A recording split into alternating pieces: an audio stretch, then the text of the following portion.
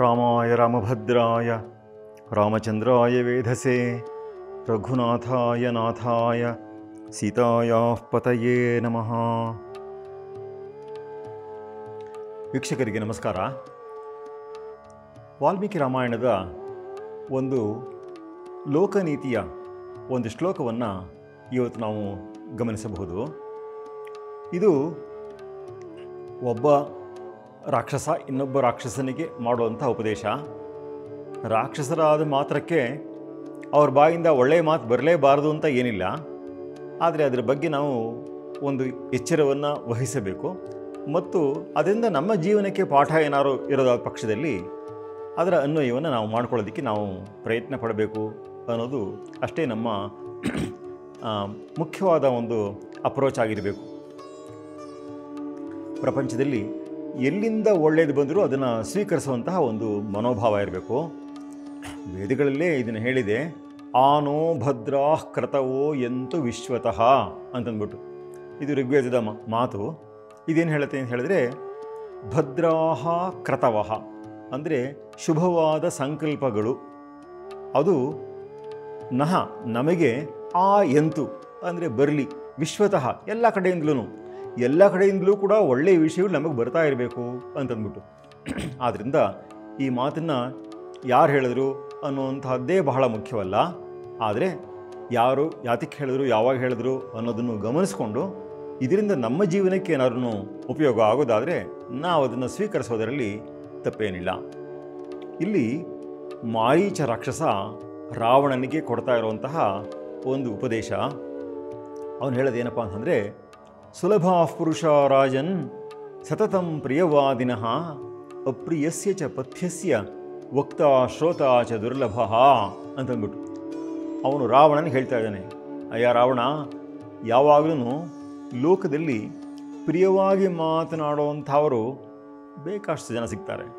ಸುಲಭಾಹ ಯಾರು? ಪ್ರಿಯವಾದಿನಃ, ಪ್ರಿಯವಾದನ್ನು ಹೇಳೋವಂಥವರು ಅದನ್ನು ಸದಾ ಸಿಗ್ತಿರ್ತಾರೆ. ಎಷ್ಟೋ ಜನಕ್ಕೆ ಏನು ಅಂತ ಹೇಳಿದ್ರೆ, ಇನ್ನೊಬ್ಬರಿಂದ ಏನಾದ್ರು ಕೆಲಸ ಆಗಬೇಕು ಅಂತಿದ್ರೆ ಅವ್ರನ್ನ ಪುಸಲಾಯಿಸಿ ಅವ್ರನ್ನ ಒಂದಿಷ್ಟು ಹೊಗಳಿ ಆಮೇಲೆ ಅವರಿಂದ ನಾವು ಏನೋ ಒಂದು ನಮಗೆ ಬೇಕಾದ ಫೇವರ್ ಅದನ್ನು ಅವ್ರನ್ನ ಕೇಳೋದಕ್ಕೆ ಒಂದು ಬ್ಯಾಕ್ಗ್ರೌಂಡ್ ಕ್ರಿಯೇಟ್ ಮಾಡೋದಕ್ಕೆ ನಾವು ಮಧುರವಾಗಿ ಮಾತಾಡ್ಬಿಡೋದು ಅನ್ನೋಂಥ ಪ್ರವೃತ್ತಿಯನ್ನು ಬೇಕಾಷ್ಟು ಜನ ಇಟ್ಕೊಂಡಿರ್ತಾರೆ. ಅದು ಕೇವಲ ತಮ್ಮ ಕೆಲಸ ಆಗೋದಕ್ಕೆ ಎಷ್ಟು ಬೇಕೋ ಅಷ್ಟಕ್ಕೆ ಮಾತ್ರ ಇಟ್ಕೊಂಡಿರ್ತಾರೆ ಅವರು. ಅವರಿಗೆ ಅವ್ರು ಹೇಳೋ ಮಾತಿನಲ್ಲಿ ನಿಜವಾದ ನಂಬಿಕೆ ಏನಿರೋದಿಲ್ಲ. ಅವ್ರು ಹೊಗಳ್ತಾ ಇದ್ರೂ ಅದು ಹುಸಿ ಹೊಗಳಿಕೆ. ಆದ್ದರಿಂದ ಎಚ್ಚರವಾಗಿರಬೇಕು. ಇಂಗ್ಲೀಷ್ನಲ್ಲಿ ಹೇಳ್ತಾರೆ ಏನು ಅಂದರೆ, ಈ praise inflates a man like the football only to be kicked about here and there ಅಂತಂದ್ಬಿಟ್ಟು. ಫುಟ್ಬಾಲ್ಗೆ ಉಫ್ ಅಂತ ಊದಿ ಗಾಳಿ ಊದಿ ಇಷ್ಟು ದಪ್ಪ ಮಾಡೋವಂಥದ್ದು. ಹಾಗೆ ನಮ್ಮನ್ನು ಹೊಗಳಿ ಉಬ್ಬಿಸ್ತಾರಲ್ಲ, ಅದು ಯಾಕೆ ಅಂತಂದರೆ ಫುಟ್ಬಾಲ್ನ ಹಾಗೆ ಊದಿಸ್ತಾರಲ್ಲ, ಊದಿಸ್ಬಿಟ್ಟು ಆಮೇಲೆ ಈ ಕಡೆಯಿಂದ ಆ ಕಡೆಗೆ ಓದಿಯೋದು, ಬರೀ ಇದೇ ಕೆಲಸ.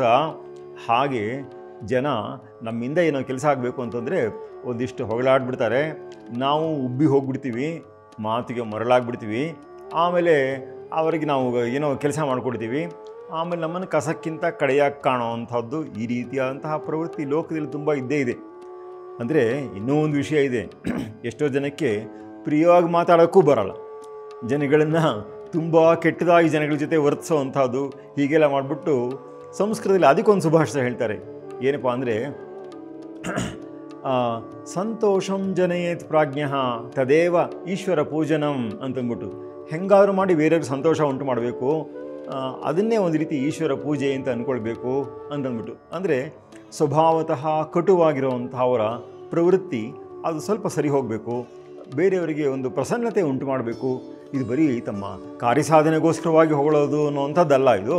ಆದರೆ ನಮ್ಮ ನಡೆಯಲ್ಲಿಯೇ ಕೂಡ ನಮ್ಮ ಮಾತು ಮತ್ತು ನಮ್ಮ ನಡವಳಿಕೆ ಇದರಲ್ಲಿ ಒಂದು ಮಾಧುರ್ಯ ಇರಬೇಕು, ಬೇರೆಯವರಿಗೆ ಒಂದು ಸಂತೋಷ ಆಗೋ ರೀತಿಯಲ್ಲಿ ಇರಬೇಕು ಅಂತ ಹೇಳಿಬಿಟ್ಟು ಅದನ್ನೂ ಕೂಡ ಈಶ್ವರ ಪೂಜನ ಅಂತ ಭಾವಿಸುವಂಥದ್ದು ಅನ್ನೋವಂಥ ಒಂದು ಲೆಕ್ಕ ಇದೆ.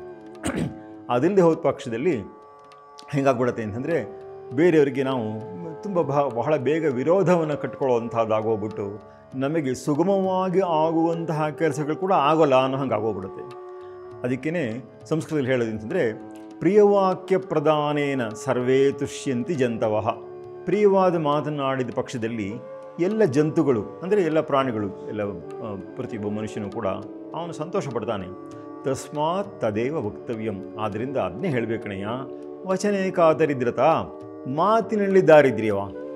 ನಮಗೆ ಎಷ್ಟೋ ಸಂದರ್ಭದಲ್ಲಿ ಅವರಿಗೆ ನೋಡಿ, ಅವರೇನೋ ಒಳ್ಳೆ ಕೆಲಸ ಮಾಡೋಕ್ಕೆ ಹೊರಟಿದ್ದಾರೆ, ಅವ್ರಿಗೆ ನೀ ಇಷ್ಟು ದುಡ್ಡು ಕೊಡು, ಇಷ್ಟು ನಿನ್ನ ರಿಸೋರ್ಸಸ್ ಎಲ್ಲ ಅವ್ರಿಗೆ ಕೊಟ್ಬಿಡು ಅಂತ ಹೇಳಿದ್ರೆ, ಅಯ್ಯೋ ಅದನ್ನ ಅಷ್ಟೊಂದೆಲ್ಲ ನಂಗೆ ಕೊಡೋಕ್ಕಾಗೋದಿಲ್ಲ ಅನ್ನೋವಂತಹ ಭಾವನೆಗಳೆಲ್ಲ ಬರಬಹುದು.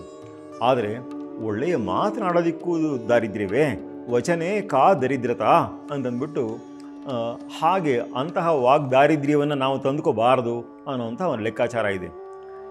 ಅಂತೂ ಈ ಎಲ್ಲ ಕಾರಣಗಳಿಂದ ಜನಗಳು ಪ್ರಿಯವಾಗಿ ಮಾತನಾಡುವಂಥದ್ದು ಒಂದು ಇರುತ್ತೆ. ಆದರೆ ವಿಶೇಷವಾಗಿ ಜನಗಳು ಸ್ವಕಾರ್ಯ ಸಾಧನೆಗೋಸ್ಕರವಾಗಿ ಈಗ ಬಾಸ್ ಹತ್ರ ಹೋಗಿ ಪ್ರಮೋಷನ್ ಕೇಳಬೇಕು, ಅದಕ್ಕೋಸ್ಕರವಾಗಿ ಬಾಸನ್ನು ಹೊಗಳುವಂಥದ್ದು, ಅವ್ರು ಮಾಡಿದ ಪ್ರೋಗ್ರಾಮ್, ಅಯ್ಯೋ ನೀವು ತುಂಬ ಚೆನ್ನಾಗಿತ್ತು, ನಿಮ್ಮ ಸ್ಕೀಮೇ ತುಂಬ ಚೆನ್ನಾಗಿದೆ, ಮೆಥಡೇ ತುಂಬ ಚೆನ್ನಾಗಿದೆ ಅಂತ ಏನೋ ಅವನು ಹೊಗಳೋದು. ಅವನು ಆ ಒಂದು ಪ್ರಸನ್ನತೆ ಒಂದು ಉಂಟಾದಾಗ, ಒಂದು ಅಭಿಮುಖತೆ ಒಂದು ಉಂಟಾದಾಗ ಅವರಿಂದ ನಮಗೇನು ಕೆಲಸ ಆಗಬೇಕು ಅದನ್ನ ಸಾಧಿಸ್ಕೊಂಡ್ಬಿಡೋದು. ಈ ರೀತಿಯಾದಂತಹ ಲೆಕ್ಕಾಚಾರವೆಲ್ಲ ಲೋಕದಲ್ಲಿ ಇರುತ್ತೆ. ಆದರೆ ಒಳ್ಳೆಯ ಸ್ನೇಹಿತ ಮತ್ತು ಒಳ್ಳೆಯ ಮಂತ್ರಿ, ಈ ಇಬ್ಬರಿಗೂ ಮಾತ್ರ ಒಂದು ಮುಖ್ಯವಾದ ಕೆಲಸ ಇದೆ. ಏನಂತ ಹೇಳಿದ್ರೆ, ಪ್ರಿಯವಾಗಿ ಮಾತನಾಡುವಂಥದ್ದು ಅನ್ನೋದು ಸರಿಯೇ, ಆದರೆ ಅದಕ್ಕಿಂತಲೂ ಮುಖ್ಯವಾಗಿ ಯಾವುದು ಹಿತವೋ ಅದನ್ನು ಮಾತಾಡಬೇಕು ಅಂತಂದ್ಬಿಟ್ಟು. ಅಂತಂದರೆ ನಮ್ಮ ಒಳ್ಳೆಯ ಸ್ನೇಹಿತ ಅಂತ ಅನಿಸ್ಕೊಳ್ಳೋವಂಥವನು ನಮಗೆ ನಿಜವಾಗ್ಲೂ ಯಾವುದು ಶ್ರೇಯಸ್ಸು ಅನ್ನೋದನ್ನು ಗಮನಿಸ್ಕೊಳ್ಬೇಕು. ಬರೀ ಯಾವುದು ಪ್ರಿಯ ಅನ್ನೋದು ಮಾತ್ರನೇ ಗಮನಿಸ್ಕೊಂಡ್ರೆ ಸಾಲದು ಅನ್ನೋವಂಥ ಲೆಕ್ಕಾಚಾರ ಅಲ್ಲಿದೆ. ಅದಕ್ಕೋಸ್ಕರನೇ ಸಖಿಂ ಸಖಾ ಸಾಧು ನಶಾಸ್ತಿ ಯೋಧಿಪಂ ಅಂತಂದ್ಬಿಟ್ಟು ರಾಜನಿಗೆ ಅವನು ಒಳ್ಳೆಯ ಮಿತ್ರ ಅಥವಾ ಒಳ್ಳೆಯ ಮಂತ್ರಿ ಅಂತ ಹೇಳಿದ್ರೆ ಕೆಲವು ಸಲ ಕಟುವಾದಂತಹ ಮಾತುಗಳನ್ನು ಹೇಳಬೇಕಾಗತ್ತೆ. ಅಂದರೆ ಯಾವುದರಿಂದಾಗಿ ಅವನಿಗೆ ಶ್ರೇಯಸ್ಸಾಗುತ್ತೋ ಒಳ್ಳೆಯದಾಗುತ್ತೋ ಅದಕ್ಕೋಸ್ಕರವಾಗಿ ಒಂದು ಸಾರ್ತಿ ಅವನು ಅಪ್ರಿಯವಾದಂತಹದ್ದನ್ನು ಏನಾದ್ರು ಹೇಳಬೇಕು ಅಂತ ಹೇಳಿದ್ರೆ ಅದನ್ನು ಮಾಡಬೇಕಾಗತ್ತೆ ಅವನು. ಅದಕ್ಕೋಸ್ಕರವಾಗಿ ಅವನ ಹಿತವನ್ನು ಗಮನಿಸೋದೇ ಮುಖ್ಯ ಅಂತ ಹೇಳುವಂಥದ್ದು ಒಂದು ಕ್ರಮ ಇದೆ. ಇಲ್ಲಿ ಮಾರೀಚ ರಾವಣನಿಗೆ ಹೇಳ್ತಾ ಇರುವಂಥದ್ದು ಅದನ್ನೇ. ನೋಡೆಯ, ಪ್ರಿಯವಾದಿಗಳು ಬೇಕಾದ ಜನ ಸಿಕ್ಕಾರೋ, ಆದರೆ ಅಪ್ರಿಯಸ್ಯ ಚ ಪಥ್ಯಸ್ಯ ವಕ್ತಾ ಶ್ರೋತಾ ಚ ದುರ್ಲಭ ಅಂದ್ಬಿಟ್ಟು. ಅಂದರೆ ಪಥ್ಯವಾದ ಮಾತು. ಏನು ಪಥ್ಯ ಅಂತಂದರೆ, ನಾವು ಪಥ್ಯ ಅನ್ನೋ ಪದನ ಆಯುರ್ವೇದದ ಡಾಕ್ಟರ್ಗಳು ಹೇಳುವಂಥದ್ದನ್ನು ನಾವು ಕೇಳಿರ್ತೀವಿ.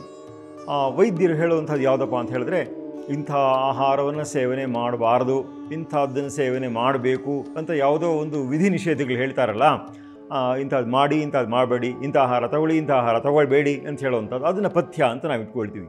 ಆ ಪದ ಹೇಗೆ ಬಂದಿರೋದು ಅಂತ ಹೇಳಿದ್ರೆ, ಪಥಕ್ಕೆ ಅನುಗುಣವಾದದ್ದು ಪಥ್ಯ ಅಂತಂದ್ಬಿಟ್ಟು. ನಾವು ಒಳ್ಳೆಯ ದಾರಿಯಲ್ಲಿ ಸಾಗಬೇಕು, ಸರಿಯಾದ ದಾರಿಯಲ್ಲಿ ಸಾಗಬೇಕು ಅಂತ ಇದ್ದ ಪಕ್ಷದಲ್ಲಿ ಪಥಿ ಸಾಧು ಅದು ಪಥ್ಯ ಅಂತ ಅನ್ಸ್ಕೊಳತ್ತೆ. ನಮ್ಮ ಮಾರ್ಗದಲ್ಲಿ ಯಾವುದು ನಮಗೆ ಫೇವರಬಲ್ ಆಗಿರುತ್ತೋ, ಒಳ್ಳೆಯದು ಉಂಟು ಮಾಡುತ್ತೋ ಅಂಥದ್ದು ಪಥ್ಯ ಅಂತ ಅನಿಸ್ಕೊಳತ್ತೆ ಅಂತಂದ್ಬಿಟ್ಟು. ಇವನು ಹೇಳ್ತಿರೋದು ಯಾವುದು ಪಥ್ಯವೋ ಅದು ಪ್ರಿಯವೂ ಆಗಿರಬೇಕು ಅಂತ ಏನು ನಿಯಮ ಇಲ್ಲ. ಎಷ್ಟೋ ಸಂದರ್ಭದಲ್ಲಿ ಇವಾಗ ಡಾಕ್ಟ್ರು ಕೊಡುವಂಥ ಔಷಧಿ ಎಲ್ಲ ಮಧುರವಾಗಿಯೇ ಇರಬೇಕು ಅಂತ ಹೇಳಿದ್ರೆ ಎಲ್ಲ ಸಂದರ್ಭದಲ್ಲೂ ಸಾಧ್ಯ ಇಲ್ಲ. ಡಾಕ್ಟ್ರುಗಳು ಶುಗರ್ ಕೋಟೆಡ್ ಪಿಲ್ಸ್ ಅಂತಂದ್ಬಿಟ್ಟು ಕೊಡುವಂಥದ್ದು ಉಂಟು. ಅದರಿಂದ ಏನಾಗುತ್ತೆ ಅಂತಂದರೆ, ಇವಾಗ ಮಕ್ಕಳಿಗೆ ಮಾತ್ರೆ ಗೀತ್ರೆ ಕೊಡಬೇಕು, ಔಷಧಿ ಕೊಡಬೇಕು ಅಂತ ಹೇಳಿದ್ರೆ ಅದು ಕಹಿ ಆಗಿದ್ದರೆ ಒಂಥರ ನಾಲ್ಗೆನೇ ಅದನ್ನು ಉಗಿಯುತ್ತೆ. ಅದು ಹಂಗೆ ಬೇಡಪ್ಪ, ನಂಗೆ ಇಷ್ಟ ಇಲ್ಲ ಅಂತ ಅನ್ಸುತ್ತೆ. ಔಷಧಿ ತಂದರು ಅಂತಂದ್ರೇ ತಕ್ಷಣ ಅಲ್ಲಿಂದ ಓಡೋಗಬೇಕು, ಅಲ್ಲಿ ಹೆಂಗಾರು ಹಠ ಗಿಟ ಮಾಡಿ ಅದನ್ನು ಬೇಡ ಅಂತ ಅಂದ್ಬಿಡಬೇಕು ಅಂತ ಈ ರೀತಿಯಾದಂತಹ ಪ್ರವೃತ್ತಿಗಳೆಲ್ಲ ಶುರುವಾಗ್ಬಿಡುತ್ತೆ. ಆದ್ದರಿಂದ ನಮಗೆ ಇಲ್ಲಿ ಕಷ್ಟ ಬರೋದು ಯಾವಾಗ ಅಂತ ಹೇಳಿದ್ರೆ, ನಮಗೆ ಯಾವುದು ಒಳ್ಳೆಯದೋ ಅದು ಒಂದು ರೀತಿ ಅಪ್ರಿಯವಾಗಿದ್ದರೆ ಅದನ್ನು ಕೇಳಿಸ್ಕೊಳ್ಳೋಕ್ಕೆ ಕಷ್ಟ ಆಗುತ್ತೆ. ಯಾರಾದರೂ ಬಂದು, ನೋಡು ನೀ ಹಿಂಗೆ ಮಾಡ್ತಾ ಇದೀಯಾ, ನೀವು ಮಾಡ್ತಿರೋದು ಸರಿ ಇಲ್ಲ, ಹೀಗೆ ಮಾಡು ಅಂತ ಹೇಳಿದ್ರೆ ನಮಗೆ ನೀವು ಮಾಡ್ತಿರೋದು ಸರಿ ಇಲ್ಲ ಅಂತ ಹೇಳೋವಂತಹ ಭಾಗನ ಕೇಳಿಸ್ಕೊಳ್ಳೋದಕ್ಕೆ, ಮತ್ತು ಅದನ್ನು ಬಿಟ್ಟು ಈ ರೀತಿ ಮಾಡು ಅಂತ ಹೇಳಿದ್ರೆ ಎಷ್ಟೋ ಸಲ ಇವನು ಯಾರು ನನಗೆ ಹೇಳೋದಕ್ಕೆ ಅಂತ ಅನ್ಸುತ್ತೆ, ಅಥವಾ ನಾ ಮಾಡೋದಿಲ್ಲ ತಪ್ಪಾ ಅಂತ ಅನ್ಸುತ್ತೆ, ಅಥವಾ ಇವನೇ ಸರಿನಾ ಸದಾ ಅಂದ್ಬಿಟ್ಟು ಹಂಗೆ ಅನ್ಸುತ್ತೆ. ನನಗೆ ಉಪದೇಶ ಮಾಡೋಕ್ಕೆ ಇವರೆಲ್ಲ ಯಾತಕ್ಕೆ ಬರಬೇಕು ಅಂತ ಹೀಗೆಲ್ಲ ಏನೇನೋ ಅನಿಸ್ತಾ ಇರುತ್ತೆ. ಆದರೆ ನಿಜವಾಗ್ಲೂ ಯಾವುದು ಒಳ್ಳೆಯದು ಅನ್ನೋದನ್ನು ಯೋಚನೆ ಮಾಡುವಷ್ಟು ಮನಸ್ಸಿನ ಒಂದು ವ್ಯವಧಾನವನ್ನು, ತಾಳ್ಮೆಯನ್ನು ಇಟ್ಕೊಂಡಿದ್ದ ಪಕ್ಷದಲ್ಲಿ ಅವರೇನೋ ಹೇಳ್ತಾ ಇದ್ದಾರಲ್ಲ, ಅವರು ನನ್ನ ಹಿತದೃಷ್ಟಿಯಿಂದ ಹೇಳ್ತಾ ಇದ್ದಾರೋ ಅಹಿತ ದೃಷ್ಟಿಯಿಂದ ಹೇಳ್ತಾ ಇದ್ದಾರೋ ಅನ್ನೋದನ್ನು ಯೋಚನೆ ಮಾಡಿಕೊಂಡು, ಇದರಿಂದ ನನಗೆ ಒಳ್ಳೆಯದಾಗುತ್ತಾ ಇಲ್ವಾ ಅನ್ನೋದನ್ನು ಯೋಚನೆ ಮಾಡಿಕೊಂಡು, ಅದು ಅಪ್ರಿಯವಾಗಿದ್ದರೂ ಕೂಡ ಅದನ್ನು ಸ್ವೀಕಾರ ಮಾಡುವಂತಹ ಸಾಮರ್ಥ್ಯ ನಮಗೆ ಬೇಕು. ವಾಸ್ತವವಾಗಿ ಜೀವನದಲ್ಲಿ ನಾವು ಸಂಪಾದನೆ ಮಾಡಬೇಕಾದ್ದು ಯಾವುದನ್ನಪ್ಪ ಅಂತ ಹೇಳಿದ್ರೆ, ನಮಗೆ ನಿಜವಾಗ್ಲೂ ಒಳ್ಳೆಯದಾಗೋದನ್ನು ಹೇಳುವಂತಹ ಮಿತ್ರರನ್ನು ಸಂಪಾದನೆ ಮಾಡುವಂಥದ್ದು. ಅದು ನಮ್ಮ ಹೆಂಡತಿ ಆಗಿರ್ಬೋದು, ಮಕ್ಕಳಾಗಿರ್ಬೋದು, ಮಿತ್ರರಾಗಿರ್ಬೋದು, ಯಾರೇ ಆಗಿರ್ಬೋದು. ನಮ್ಮ ಹಿತವನ್ನು ಬಯಸಿ ನಮಗೊಂದು ಮಾತನ್ನು ಹೇಳೋದ ಪಕ್ಷದಲ್ಲಿ ಅದು ಒಂದು ವೇಳೆ ಅಪ್ರಿಯವಾಗಿದ್ದರೆ ಅದನ್ನು ನಾವು ನೊಂದುಕೊಳ್ದೇನೆ, ಅವ್ರ ಮೇಲೆ ಕೋಪ ಮಾಡ್ಕೊಳ್ದೇನೆ ಆ ಮಾತನ್ನು ಕೇಳೋ ಹಾಗಿರಬೇಕು. ರಾಮಾಯಣದಲ್ಲಿ ಬಂದಿರುವಂತಹ ಈ ಪ್ರಸಂಗದಲ್ಲೂ ಅಷ್ಟೇ ಮಾರೀಚ ರಾವಣನಿಗೆ ವಾರ್ನ್ ಮಾಡ್ತಾ ಇದ್ದಾನೆ. ರಾವಣ, ನೀವು ಮಾಡೋಕ್ಕೆ ಹೊರಟಿರುವಂಥ ಕೆಲಸ ಸರಿಯಿಲ್ಲ, ಇದು ಸಾಧು ಅಲ್ಲ. ಯಾಕೆ? ರಾವಣ ಒಬ್ಬ ಪರಸ್ತ್ರೀಯ ಮೇಲೆ ಮನಸ್ಸು ಮಾಡಿದ್ದಾನೆ. ರಾಮನ ಪತ್ನಿ ಸೀತಾದೇವಿ, ಅವಳನ್ನು ಅವನು ಈಗ ಬಯಸ್ತಾ ಇದ್ದಾನೆ. ಆದರೆ ಇದು ಖಂಡಿತ ಮುಂದೆ ಶ್ರೇಯಸ್ಸಿಗೆ ಕಾರಣವಾಗಲ್ಲ ಅನ್ನೋವಂಥದ್ದು ಮಾರೀಚನಿಗೆ ಗೊತ್ತು. ಮಾರೀಚನಿಗೇನು, ಯಾರಿಗಾದರೂ ಕಾಮನ್ ಸೆನ್ಸ್ ಇರೋವಂಥವರಿಗೆ ಅದು ಗೊತ್ತಾಗುತ್ತೆ. ಇದು ಪರಸ್ತ್ರೀಯನ್ನು ತಾನು ಇಷ್ಟಪಡುವಂಥದ್ದು ಎಂದಿಗೂ ಕೂಡ ಒಳ್ಳೆಯದಲ್ಲ ಅಂತಂದ್ಬಿಟ್ಟು ಗೊತ್ತಾಗುವಂಥ ವಿಷಯನೇ. ಆದರೆ ರಾವಣನಿಗೆ ಆ ಮೋಹ ಅನ್ನೋದೊಂದು ಕವಿದು ಬಿಟ್ಟಿರುತ್ತೆಲ್ಲ. ಸಂಸ್ಕೃತಿಯಲ್ಲಿ ಅದಕ್ಕೆ ಕಾಮಾಂಧ, ಕ್ರೋಧಾಂಧ ಅಂತ ಈ ರೀತಿಯಾದಂಥ ಪದಗಳೆಲ್ಲ ಬಳಸ್ತಾರೆ. ಕಾಮ ಸಿಕ್ಕಾಪಟ್ಟೆ ಹೆಚ್ಚಾಗ್ಬಿಟ್ಟು ಅಂತ ಅವನಿಗೆ ಅವನಂತರ ಕುರುಡಾಗ್ಬಿಡ್ತಾನೆ ಅಂತಂದ್ಬಿಟ್ಟು ಅಂತ. ಲವ್ ಈಸ್ ಬ್ಲೈಂಡ್ ಅಂತ ಇಂಗ್ಲೀಷಲ್ಲಿ ಹೇಳೋದು ಅದನ್ನೇ. ಹಾಗೆಯೇ ಮೋಹ ಅನ್ನೋದು ಕೂಡ ಅಷ್ಟೇ. ಕ್ರೋಧ ಅನ್ನೋದು ಮಿತಿಮೀರಿದ ಕೋಪ ಬಂದ್ಬಿಟ್ಟಾಗ ನಾವು ಏನು ಮಾಡ್ತೀವಿ, ಸರಿಯಾಗಿ ಮಾಡ್ತೀವೋ ತಪ್ಪಾಗಿ ಮಾಡ್ತೀವೋ ಅನ್ನೋ ವಿವೇಕ ನಮಗಿರೋದಿಲ್ಲ. ಹಾಗಾಗ್ಬಿಟ್ಟು ಅಲ್ಲೂ ಕೂಡ ನಾವು ದಾರಿ ತಪ್ಪುವಂತಹ ಪ್ರಸಂಗಗಳು ಎಲ್ಲ ಇರುತ್ತೆ. ಆದ್ರೇ ಇದರಲ್ಲಿ ಎಚ್ಚರವಾಗಿರಬೇಕು. ಒಂದು ಕಠೋಪನಿಷತ್ತಿನಲ್ಲಿ ಹೇಳೋದೇ ಇದನ್ನೇ ಬಹಳ ಮುಖ್ಯವಾಗಿ ಹೇಳುವಂಥದ್ದು. ನೋಡಪ್ಪ, ಮನಸ್ಸಿಗೆ ಶ್ರೇಯಸ್ಸು ಪ್ರೇಯಸ್ಸು ಅಂತ ಎರಡಿರುತ್ತೆ. ಪ್ರೇಯಸ್ಸು ಅಂದರೆ ಪ್ರಿಯುವ ಅಂತಹದ್ದು, ಶ್ರೇಯಸ್ಸು ಅಂದರೆ ಒಳ್ಳೆಯುವಂತಹದ್ದು. ಸಂಸ್ಕೃತದಲ್ಲಿ ಒಂದು ಮಾತು ಹೇಳ್ತಾರೆ, ಏನಂದರೆ ಹಿತಂ ಮನೋಹಾರಿಚ ದುರ್ಲಭಂ ವಚಃ. ಅಂದರೆ ಮಾತು ನಮಗೆ ಹಿತವೂ ಆಗಿರಬೇಕು, ಆದರೆ ತುಂಬ ಮನಸ್ಸನ್ನು ರಂಜಿಸುವಂತೆ ಆಕರ್ಷಿಸುವಂತೆಯೂ ಇರಬೇಕು ಅಂತ ಹೇಳಿದ್ರೆ ತುಂಬ ಕಷ್ಟ. ಅದು ಹೇಗೆ ಅಂತ ಹೇಳಿದ್ರೆ, ಔಷಧಿ ನಮಗೆ ಒಳ್ಳೆಯದನ್ನು ಉಂಟು ಮಾಡಬೇಕು, ತುಂಬ ಸಿಹಿಯಾಗೂ ಸದಾ ಇರಬೇಕು ಅಂತ ಹೇಳಿದ್ರೆ ತುಂಬ ಕೆಟ್ಟ ರೋಗಗಳು ಬಂದುಬಿಟ್ಟಂಥವ್ರಿಗೆ ಎಷ್ಟೋ ಸಂದರ್ಭದಲ್ಲಿ ಅವ್ರು ಕೊಡುವಂತಹ ಔಷಧಿ ತುಂಬ ಸಿಹಿಯಾದ್ದನ್ನು ಮಾಡಿ ಕೊಡೋಕ್ಕೆ ಆಗೋದೇ ಇಲ್ಲ, ಅದು ಕಟುವಾಗಿಯೇ ಇರುತ್ತೆ. ಆದ್ದರಿಂದ ಮಾರೀಚ ಅಲ್ಲಿ ರಾವಣನಿಗೆ ವಾರ್ನ್ ಮಾಡ್ತಾ ಇದ್ದಾನೆ, ನೋಡು, ನೀನು ಮಾಡ್ತಿರೋದು ಮುಂದೆ ನಿನ್ನ ವಿನಾಶಕ್ಕೆ ಕಾರಣವಾಗುತ್ತೆ, ಎಚ್ಚರವಾಗಿರೋ. ರಾಮ ಅಂದರೆ ಏನು ಅಂದ್ಕೊಂಡಿದೆಯಾ, ಅವನು ಮಹಾಶಕ್ತಿಯವನು, ಅವ್ರನ್ನ ಅವನ ತಂಟೆಗೆ ಹೋಗಬೇಡ ಅಂತ ಹೇಳ್ಬಿಟ್ಟು ಅವನು ಹೇಳ್ತಾನೆ. ಅವನಿಗೆ ರಾ ಅಂತ ಸೌಂಡಿಂದ ಶುರುವಾಗುವಂಥದ್ದು ಏನಾದ್ರು ವರ್ಡ್ ಹೇಳಿದ್ರೆ ಗಡಗಡ ಅಂತ ನಡುಗೋ ಹಂಗಾಗುತ್ತೆ ಮಾರೀಚನಿಗೆ. ಯಾಕೆ ಅಂತ ಕೇಳಿದ್ರೆ, ವಿಶ್ವಾಮಿತ್ರರು ಯಾಗ ಮಾಡ್ತಿರ್ಬೇಕಾದ್ರೆ ಅವನು ಹೋಗಿದ್ದ ಆ ಯಜ್ಞವನ್ನು ಧ್ವಂಸ ಮಾಡಬೇಕು, ಅದಕ್ಕೆ ಡಿಸ್ಟರ್ಬ್ ಮಾಡಬೇಕು ಅಂತಂದ್ಬಿಟ್ಟು. ಆಗಲೇ ರಾಮನ ಬಾಣದ ರುಚಿಯನ್ನು ಅವನು ಕಂಡಿದ್ದ. ಅದನ್ನ ರಾಮ ತಾಟಕೆಯನ್ನು ಸಂಹಾರ ಮಾಡಿದ್ರು ಕೂಡ ಇವನನ್ನು ಮಾಡಿರಲಿಲ್ಲ. ಅದರ ಬಾಣದ ರುಚಿಯನ್ನು ಇವನು ಕಂಡಿದ್ದವನು. ಆದ್ದರಿಂದ ರಾವಣನಿಗೆ ಅವನು ವಾರ್ನಿಂಗ್ ಮಾಡ್ತಾನೆ. ಆದರೆ ಆ ರಾವಣ ಮಾತ್ರ ತನ್ನ ಬುದ್ಧಿಯನ್ನು ಚೇಂಜ್ ಮಾಡ್ಕೊಳ್ಳೋದಿಲ್ಲ. ನಾ ಹೇಳಿದಷ್ಟು ಮಾಡ್ತೀಯೋ ಇಲ್ವೋ ಅನ್ನೋ ಟೋನಲ್ಲಿರೋದ್ರಿಂದ ರಾವಣ ಅದನ್ನು ಅನುಸರಿಸೋದಿಲ್ಲ. ಮತ್ತು ಇಂತಹ ಒಂದು ಒಳ್ಳೆಯ ಉಪದೇಶವನ್ನು ಕೊಟ್ಟಂತಹ ಮಿತ್ರನ ಮಾತನ್ನು ತಿರಸ್ಕರಿಸಿ ತನ್ನ ಆತ್ಮನಾಶವನ್ನು ಅವನು ತಂದುಕೊಂಡ್ಬಿಡ್ತಾನೆ ರಾವಣ. ಇದರಿಂದ ನಾವು ಕಲಿಬೇಕಾದಂತಹ ಪಾಠ ಅಂತಂದರೆ, ನಾವು ಯಾವ ರೀತಿ ಇದ್ದು ಬೇರೆಯವರಿಂದ ಬರುವಂತಹ ಅಡ್ವೈಸ್, ಹಿತವಚನ ಏನಾದ್ರು ಇದ್ದ ಪಕ್ಷದಲ್ಲಿ ಅದು ಪ್ರಿಯವಾಗಿದ್ದರೂ ಕೂಡ ಅದು ಸಾರವತ್ತಾಗಿದ್ದರೆ ಅದನ್ನು ಸ್ವೀಕರಿಸಬೇಕು ಅನ್ನುವಂತಹ ಪ್ರವೃತ್ತಿ ಬರಬೇಕು. ಹಾಗೆ ನಮ್ಮ ಜೀವನವನ್ನು ನಾವು ಸುಗಮ ಮಾಡಿಕೊಳ್ಳೋಣ ಅನ್ನುವಂತಹ ಒಂದು ವಿಜ್ಞಾಪನೆಯೊಂದಿಗೆ ಈ ಮಾತನ್ನು ಮುಗಿಸ್ತೀನಿ. ನಮಸ್ಕಾರ.